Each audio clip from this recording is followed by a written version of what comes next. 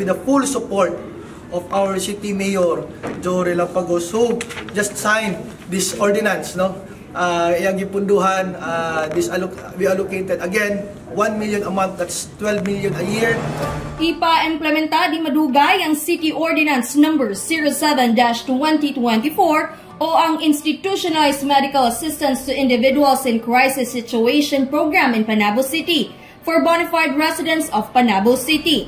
Mantinigi aproba ni City Mayor Jose E. Relampagos. Ang maong ordinansa gimugna ni City Councilor Honorable Ian Rolet Catalan, isip Chairperson of Committee on Social Services. Inubanan sa pagtabang ni City Accountant Mylene M. Hermosora ug CSWDO Department Head Sharina Joy G. Laquin.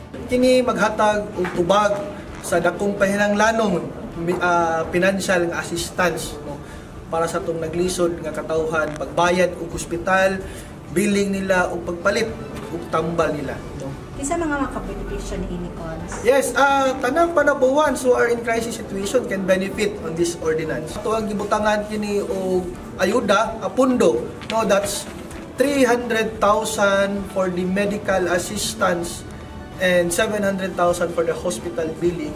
That's 1 million a month. We allocated 1 million a month. That's 12 million a year. Ang LGU Panabo mag-allocate og annual budget ni ini sa kantidad nga 12 million pesos. Din ang 9 million pesos alang sa hospital billing ug ang 3 million pesos alang sa mga financial assistance para sa medisina, laboratories o pharmacy bill. Ang maong pondo mugikan sa General Fund ug LFP. Nakabutang usab ang proseso sa pagpili sa mga benepisyaryo sama sa pagpahigayon og survey sa kahimtang sa usa ka individual kung siya ba gayud nakasinati sa maong krisis.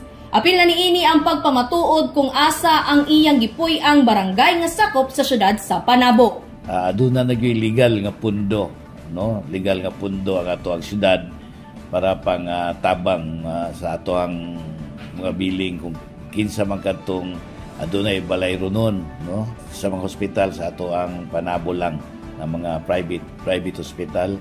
Manghinaot ko nga kuano dili ta ingon nga atong abusohon, di na to i-abuse sa atong pundo, no, ato lang bahin-bahinon, no, kung kinsa kadtong na hospital atong ipang-release para daghan po makaabil sa ato ang kwarta sa atong syudad sa Panabo. Human sa pag-aproba ni Mayor Joe sa maong ordinansa, siya nang hinaot nga daghan kini og matabangan nga Panaboans, labi na sa labing nang hinahanglan. Ang City Social Welfare and Development Office ang natahasan sa pagatiman sa maong kalihukan kabahin niini. Kauban sa kamera si Louie Panagsagan ug Francis Paculana. Kini si Tima Acevedo nga gikan sa City Information Office Broadcast Services. Alang sa Frontline News Panabo, importante informed.